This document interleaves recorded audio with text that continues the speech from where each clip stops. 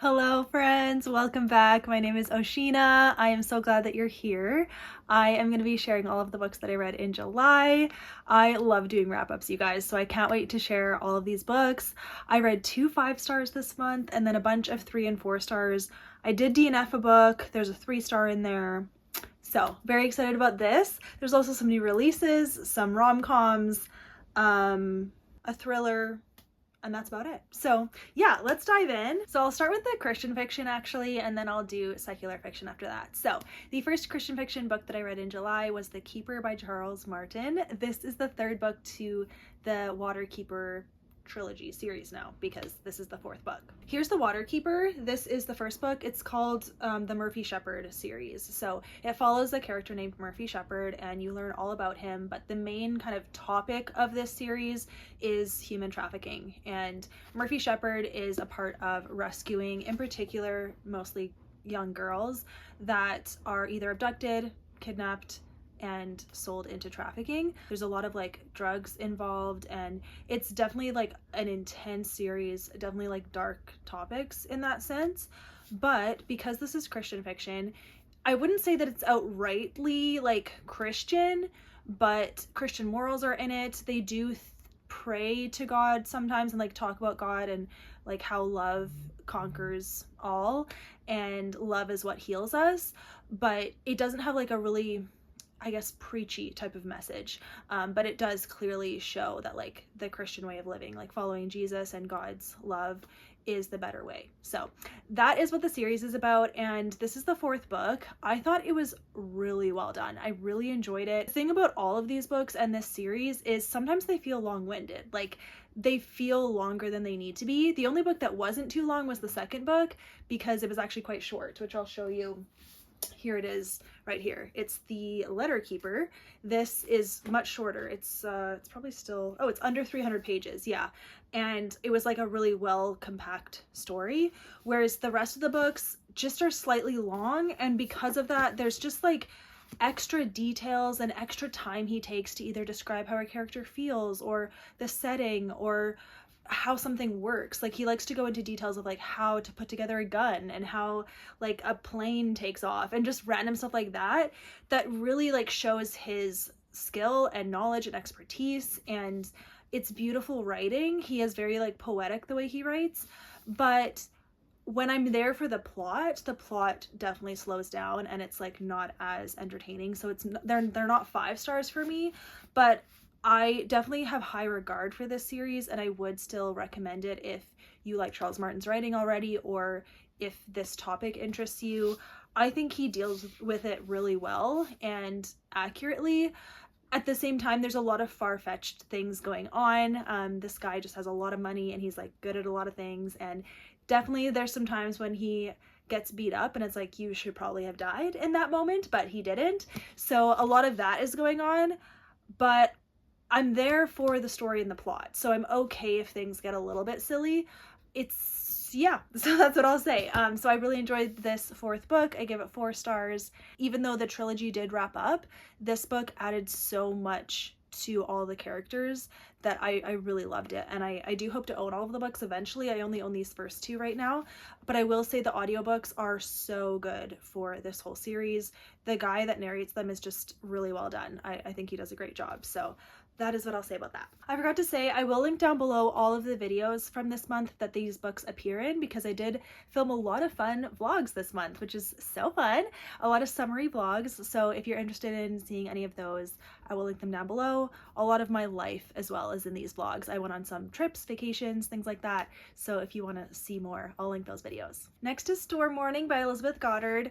This book unfortunately was a 3-star for me. This is her, I think her latest release, or did it come out this year or last year, something like that.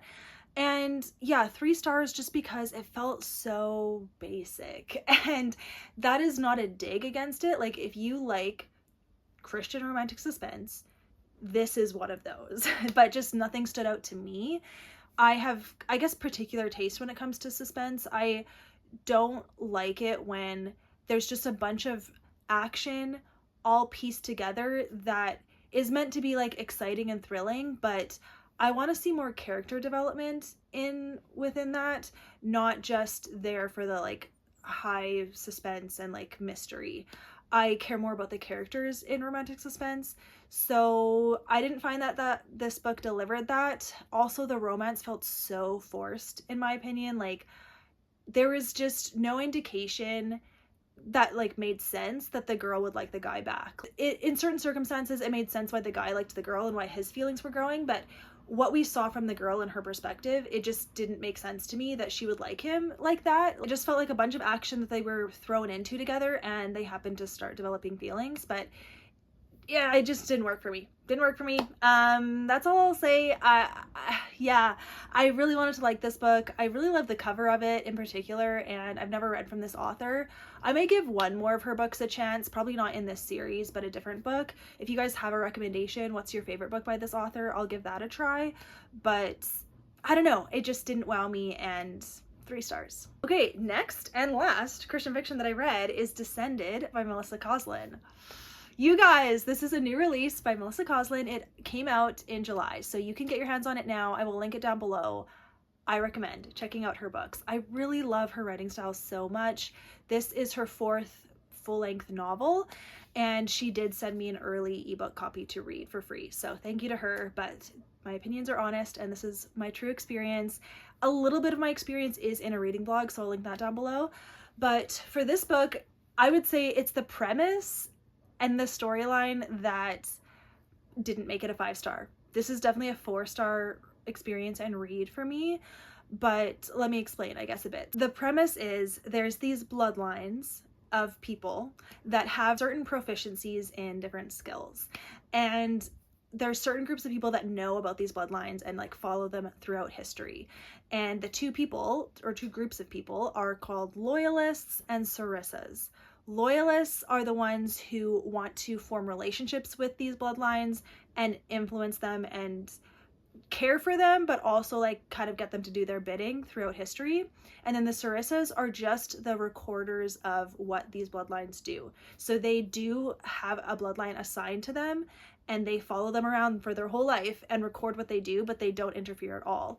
So you follow this girl who is a part of one of those bloodlines, but grew up not knowing that. Her parents didn't want her to know, and both her parents die when she's young, so she's been an orphan and she's just kind of going around. But it opens with she is the personal assistant to this random dude who's not that nice to her, and she's noticed this one guy that keeps appearing in her life all throughout wherever she's traveled, and she's like, what is up with this guy? Why do I keep seeing him? I feel like he's following me. So she confronts him. It turns out he's a sarissa, and so the story goes from there. He's the sarissa assigned to her, and so she starts learning about who she is and this guy, and it's a romance between them. So that's the storyline. That storyline does not sound interesting to me at all. If you remember in one of my past videos, I read the description of this book and I was like, that doesn't sound like I'll like this. Like, it doesn't sound interesting to me at all.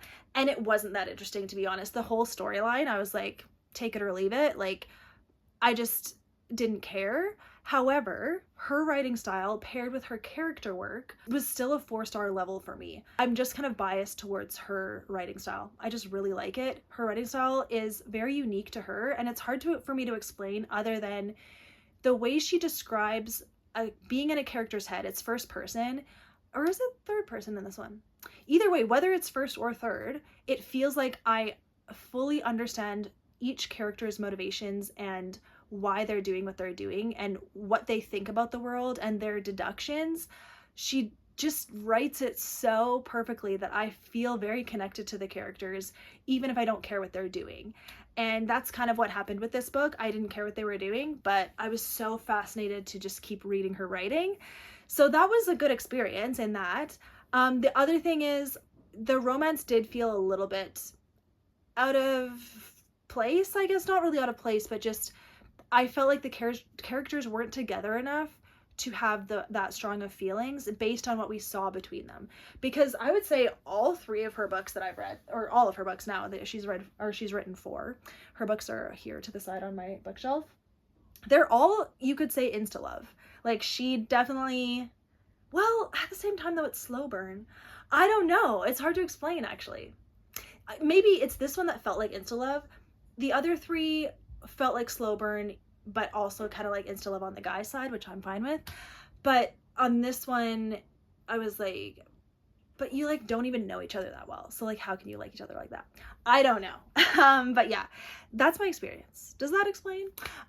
So there's no language. It is Christian fiction. They're both Christians. They pray to God. They have experiences like that.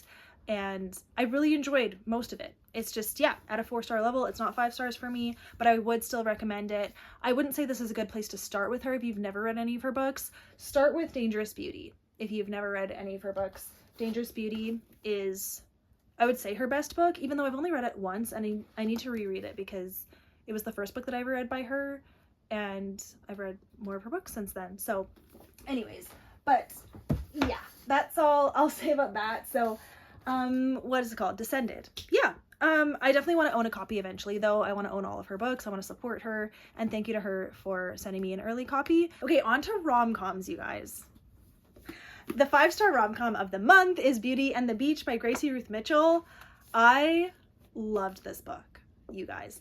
This is in a reading vlog if you want to see my thoughts. I'll link down below. But I loved the writing, I loved the banter, I loved the characters, I loved the setting, I loved the plot line, everything. I thought it was great. Okay, and it was just so quick and easy to read, so entertaining, made me long. The longing, you know. So you follow Phoenix is the dude, and what's the girl's name? Holland. Phoenix and Holland. They have nicknames for each other all throughout the book, so you rarely see them being called by their actual names, which was fun.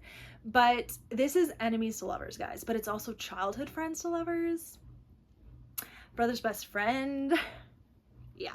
The enemies to lovers part, she did so well. Like, yes, they bantered back and forth, they like picked fun, they pulled pranks on each other, but it was all lighthearted, and their reactions to the pranks were lighthearted. Like, I don't know, it just worked because they both were into it. Like, it's not just like one person was being rude, they both were kind of being rude to each other, but they both clearly like were drawn to each other and couldn't get enough of each other. So that's that. The premise is, it's also marriage of convenience because she gets scammed out of all her money, and he has this will that he has to be married if he's going to inherit his family's company. So he's like, yo, do you want to like get married so that we can do this? I'll pay you, and then I can get this company, and then we will just dissolve the marriage after that. And she's like, yes. And it is so funny. Really enjoyed it. For sure want to read more from this author. If you guys have any recommendations by Gracie Ruth Mitchell that you would recommend me go to next, let me know. Okay, a 4-star that was very surprising is The Island House by Elana Johnson. I was sent this by the author last year, I want to say, or something like that, and I had very low expectations for this book. Very low. But I really enjoyed this, and I was actually quite impressed because the writing style was good, the characters were mature, the storyline was interesting, it wasn't too long. It's a short, tiny little book. It's like, what, definitely less than 300, but okay, like 230 pages total. And it was perfect, the perfect length. I thought everything went well, so there you go. It's not like a perfect book, so it's not 5 stars, but 4 stars for sure. It follows this lady who is recently divorced. She's 37, and to just get away from everything, she goes to Getaway Bay in Hawaii and buys a house and goes to move into the house, but there's a dude living in the house because he's been squatting, and she's like, what are you doing here? And he's like, just give me time to find a new place to live. I will not be weird to you. And she's like, fine. So they share the house for a little bit. So it's forced proximity, which is great. But what I really liked is they took time to get to know each other. It was not insta love. Yeah, there is instant attraction, but not in an annoying way or like a creepy way. The girl, Charlotte, definitely has issues that she's working through, and the guy's name is Dawson, and I liked his character too. Like, it was just like a straightforward, easy to read romance. I wouldn't say it's rom-com. There wasn't like a ton of humor. It was just like a straightforward romance. No language, clean. I liked it. So I'd recommend it, you guys, if you can get your hands on it. But I'd recommend it if you want a summer book. Hold on. Sorry. Are you leaving? I'm leaving. Can you put my stuff in the dryer? Yep. On the low. Yep. On low? Okay. Yeah. I'll probably be back late because we'll go in the hot tub. Okay. Is their camera working? Yeah, it is. I didn't think it would, but it is. It uses the other one then, maybe? Maybe, yeah. I'll find a way. I'll Google how to get it off. Okay. Okay. Anyways, that's all. Oh, enjoy, yeah. If you could close the door, thank you. Okay, I will just go on to another 5-star rom-com. It is If All Else Fails by Emma St. Clair. I went back and forth. It's technically a 4.5, but I was talking to Amanda from Book Lover Amanda because we buddy read this with Lindsay as well, and so I'll link them down below. Amanda made a good point that it's a 5-star rom-com. It's not necessarily like, I wouldn't hold it up against like a Francine Rivers level Christian fiction, but for rom-coms, it's really good. It really is good. So I will give it 5 stars as well. And I definitely highly recommend this book, you guys. So this is Emma St. Clair's, I think her first traditionally published book with Thomas Nelson. Very excited about that. I hope she writes more with them because I thought her writing was very elevated in this book. And that's usually what traditional publishing does, is the editing is just better and the writing quality is usually higher. So for this book, has a lot of tropes in it. So it's enemies to lovers, it's brother's best friend, it's hockey romance, it's forced proximity, it's like billionaire romance as well. This is definitely my favorite Emma St. Clair book that I've ever read. You follow this girl and she has a brother, and the brother is a like agent, for a sports agent for athletes, and he's the agent for his best friend who's a hockey player. But this best friend, his name is Wyatt, I want to say, I think. What's the girl's name?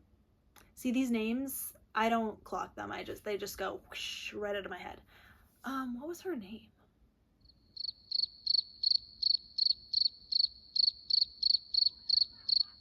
It's not there. I have no idea what her name was. But his name was Wyatt, I think. It's fine. Basically, Wyatt is hurt. Wyatt got injured. She's a nurse. The brother tricks her into going to Wyatt's house to help him, and then she stays because she needs money, and that's the story. And it's like an island house, and it's cute and all the things. What I really liked about it was the writing style. First of all, I thought was really high quality. It wasn't cheesy, but it was funny. Like, this is high on the comedy, high on the humor. The things that were happening, the way they would banter, it was so funny. And I felt like kind of fresh as well. Like, I haven't read a ton of rom-coms, but I've read like a bulk, you know? And this felt unique. It didn't feel like cookie cutter. I really liked the writing style. Okay, and then the characters were good. Like, I wouldn't say they like really stood out, but it was classic kind of like Grumpy Sunshine, I guess, and all those tropes that I listed.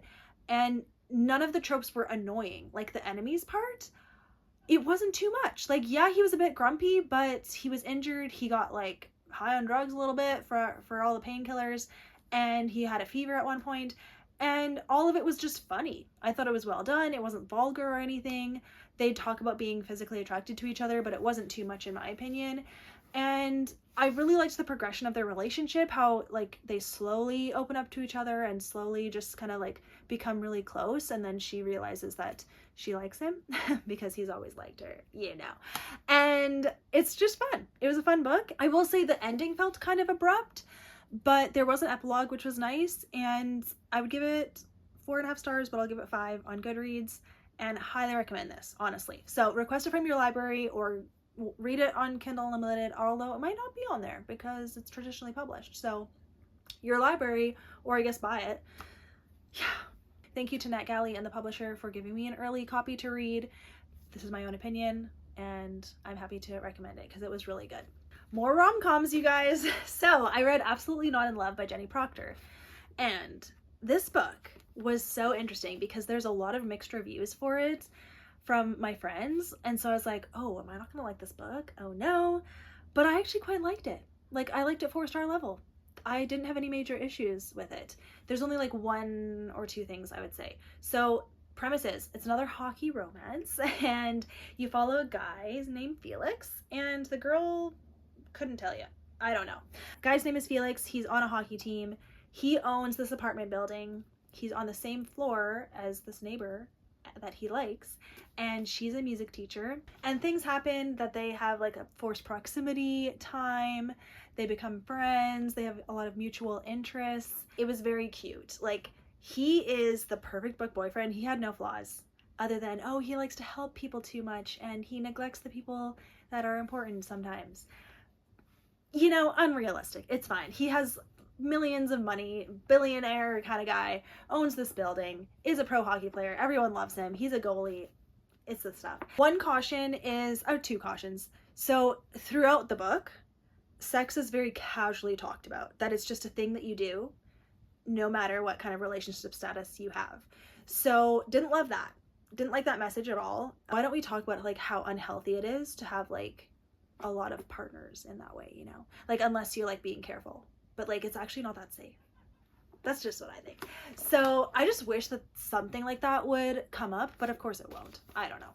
Anyways, so they talked very casually about it. They were very physically attracted to each other, had a lot of thoughts about that. And then when they did, there was like kind of a longer makeout scene that led almost to it. It was not, there's no spice in this book. It's not even Fade to Black. Like they don't do it at all, but they almost do.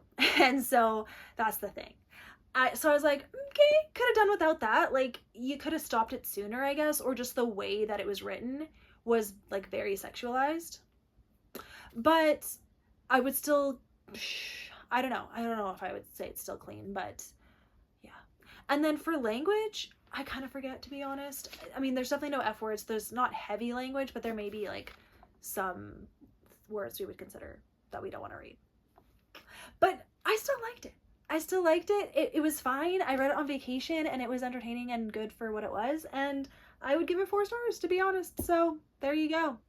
Okay, and then I also read So That Happened by Katie Bailey. And this is a reread, actually. I read this last year, I want to say, or the year before, maybe last year. And my library randomly got the audiobook in for this book. So I was like, hey, yes, please. Because I think I read it physically last time. Or maybe I forget. But last time I gave it 5 stars. But I'm lowering it to 4 because now that I've read more rom-coms, this was one of the first ones that I'd read back in the day. And I was really impressed and I liked it. But I've read better now. And reading it again, there was way more cringy parts than I remember. So I lowered it to 4. It's still fine, but I just think some of the jokes aren't that funny. Like they're just cringy. The way the banter was sometimes, I'm like, why? Like this is just like secondhand embarrassment type of stuff. The premise of this one is this girl is almost late for her flight and she like spills her candy or something on this guy. And then the plane has problems. They have to touch down. They have to go to a hotel. They mistakenly get put together in the same hotel room and they stay in the same hotel room. And she's going to a new job. He happens to be her boss at the new job. And they're like, what? I don't know. I don't know. It was just like way more cheesy than I remember. And I didn't enjoy it as much. But it was definitely funny. A lot of laugh out loud moments. But 4-star level, not 5. So there you go. I'd still recommend it though. There's no language and there's only kissing and it wasn't that bad. So yeah, I would say read it if you want to. Okay, then it's a love story by Annabel Monaghan. This is more like just romance, general fiction type stuff. And I gave this 3 stars. I was not that impressed by this. First of all, I guess maybe I was having a moment in reading these books, but I was getting annoyed when, in this book in particular, how casually sex was just dropped. And just like, it's fine. It's fine. Just take off your clothes. Barely know this guy, but it's fine. No, it's not. You know, I just was like, I just don't like it. I just don't like it. And I mean, I know I don't have to justify myself to you guys, but I've seen also a lot of people like this book as well. Like it's getting mixed reviews, I'd say, online.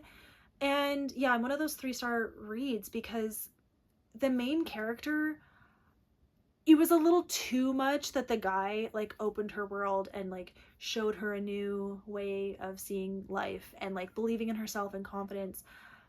It was a little too much leaning on him for that because I don't know. It just, yeah. And the premise is she was a childhood actress and she was known for being super awkward in the show, and so she always kind of carried that awkwardness into life. She is very awkward. She has a moment with this guy on the street, thinks he might be the one, but then she walks into work and he's there too, and he totally like vetoes her idea because they are like script people. I don't know. She's trying to get a script greenlit, and he's a cinematographer, and he says no to the script, and she gets mad and offended, and so she hates him.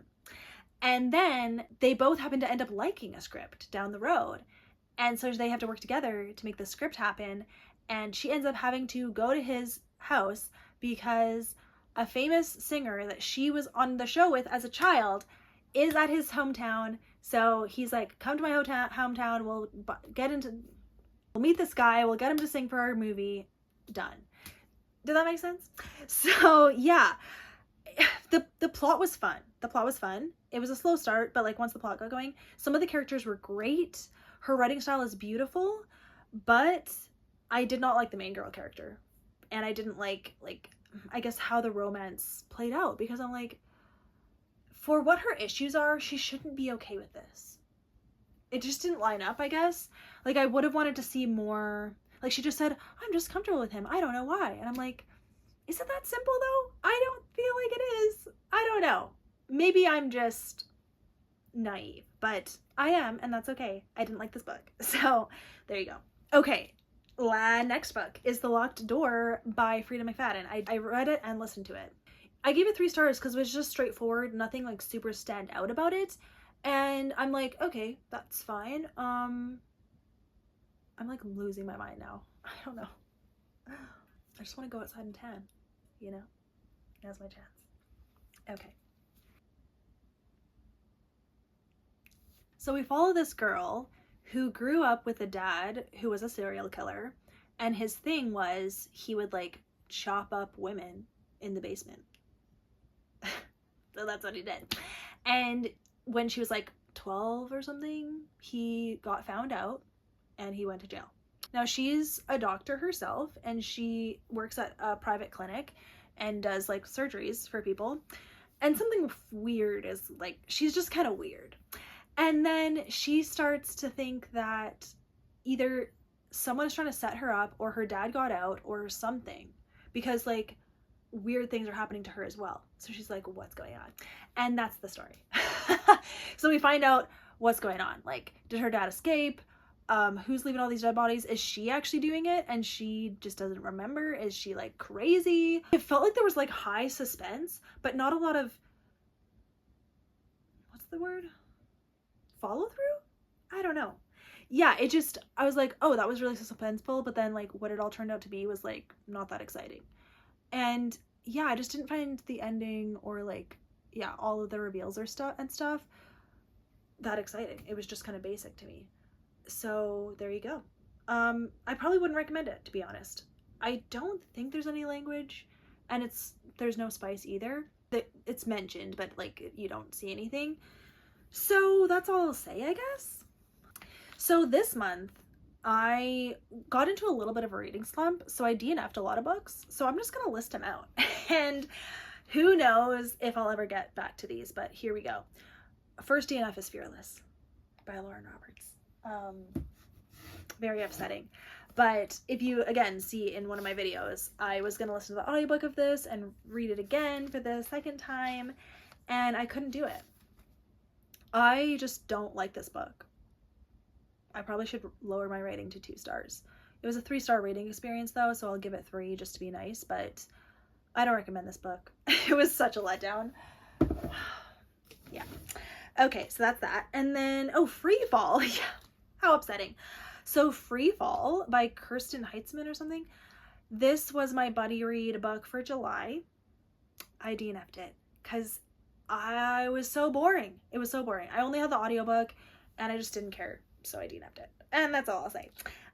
Word D by Freida McFadden. This is not like a firm DNF. Like, I'll probably come back to it, but I just finished The Locked Door and I also had Word D and I was like, no, I'm not that into it, but I did start it and I just didn't keep going.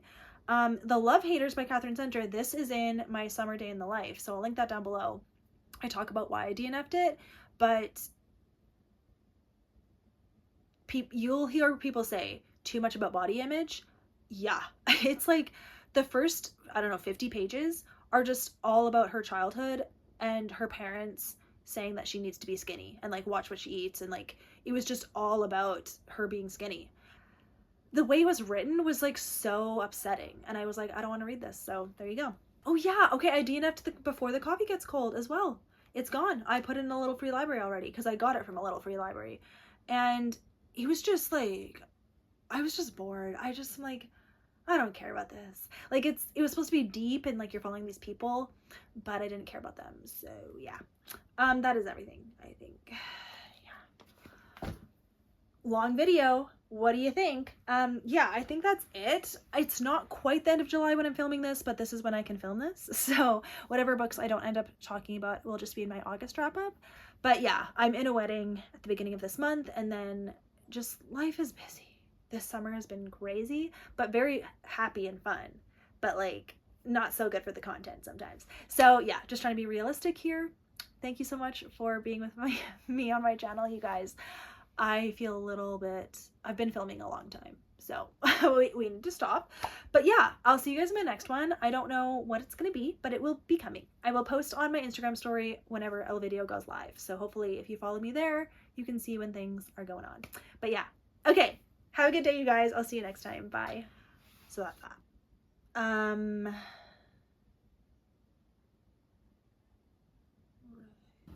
Okay. I should get you to sunscreen me, but that's okay. Too late. 3 o'clock, it's getting lower. Not low enough to not have it though, right? Let's see. I'll just do my legs. It's okay. 6! Not getting low. I just want the back of my legs to not be as light. Or to not, yeah, to not be as light. Okay. Okay, bye. That was cute. What bathing suit are you wearing? It's in my bag. I'm just wearing this right now. Oh, okay. My blue one. Because of Wyatt's gonna join us. I'm like, all my swimsuits are scandalous. That bug is really bugging me. There's a bug on my window, and I see it trying to get out, but it's just like flying around, and it's like, dude, you can't get out that way. It's a window.